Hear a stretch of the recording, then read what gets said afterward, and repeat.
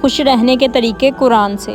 دوستو، آج لوگ خوش رہنے کے بہت سارے طریقے ڈھونڈتے اور بتاتے ہیں، مگر چونکہ یہ خیالاتی، تجرباتی اور تصوراتی ہوتی ہیں، اس لیے کہیں نہ کہیں پھر غم دے جاتے ہیں۔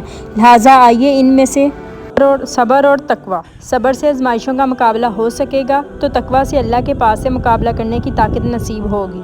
نعمتوں پر شکر۔ انسان کے پاس جو کچھ بھی ہے وہ سب کچھ اللہ کا دیا ہوا ہے، جسے وہ کسی لمحے بھی چھیننے پر قادر ہے۔ جو نعمتیں انسان کو ملی ہیں وہ اللہ کا تحفہ اور فضل ہے، اس میں انسان کی قابلیت اور لیاقت کا کوئی عمل و دخل نہیں ہے، ورنہ ہمیں یہ بھی ماننا پڑے گا کہ قارون کو جو دولت ملی وہ بھی اس کی محنت اور لیاقت کی وجہ سے ملی تھی، اور اگر اس جیسی محنت کوئی دوسرا کرے تو وہ بھی قارون بن سکتا ہے۔ اس طرح جس سے یہ نعمت نہیں ملی، اسے نالائق یا نااہل نہیں سمجھنا، بلکہ یہ سمجھنا کہ اللہ سبحانہ نے ان کے لیے بہتر نہیں سمجھا۔ ساتھ ہی انہیں بھی نعمت ملے اس کے لیے دعا کرتے رہنا ہے، نیز انہیں اپنی نعمتوں میں شامل کرنا ہے۔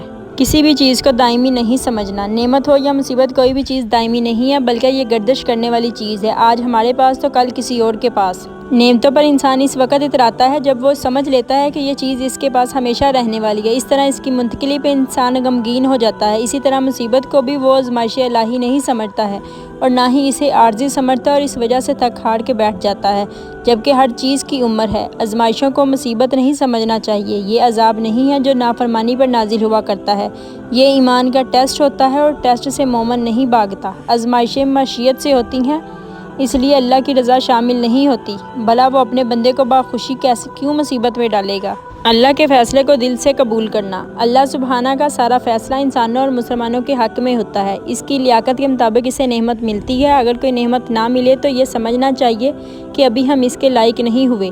جیسے بلوغت سے پہلے اولاد نہیں ملتی، اسی طرح اللہ سبحانہ تعالیٰ کوئی نعمت دے کر واپس لے لیا کرتا ہے۔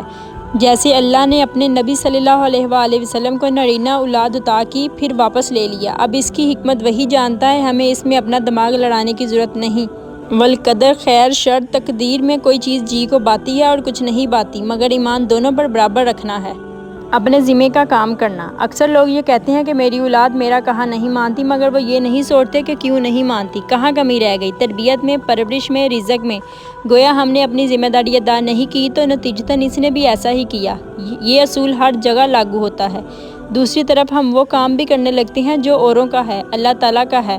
مثلاً عورتوں کو کام پر لگایا، خود گھر گرہستی سنبھالی۔ اسی طرح کل کا مسئلہ اور فکر ہمیں نہیں کرنی ہے، وہ اللہ کرے گا، مگر ہم اپنے کل اور بچوں کے کل میں سرگرداں ہوتے ہیں، کل آنے سے پہلے اللہ کے پاس پہنچ جاتے ہیں۔ اپنی طاقت بھر کوشش کرنا۔ انسان کو اپنی صلاحیتوں کا بھرپور اندازہ ہوتا ہے، مگر ہمیشہ صلاحیتوں سے اوپر کی سوچتا ہے۔ مثلاً بچہ باپ کی کدال ہاتھ میں لے کر چلانا شروع کر دیتا ہے، نتیجتاً اپنا پاؤں زخمی کر لیتا ہے۔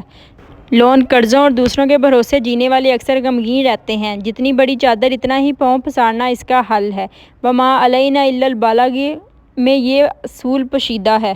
تکبر سے بچنا، وہ چھوٹ گیا اس پر افسوس نہ کرنا۔ اللہ تعالیٰ متکبرین اور اترانے والوں سے اپنی نعمت چھین لیا کرتا ہے، اور نعمتوں سے محرومی انسان کو غمگین بنا دیتی ہے۔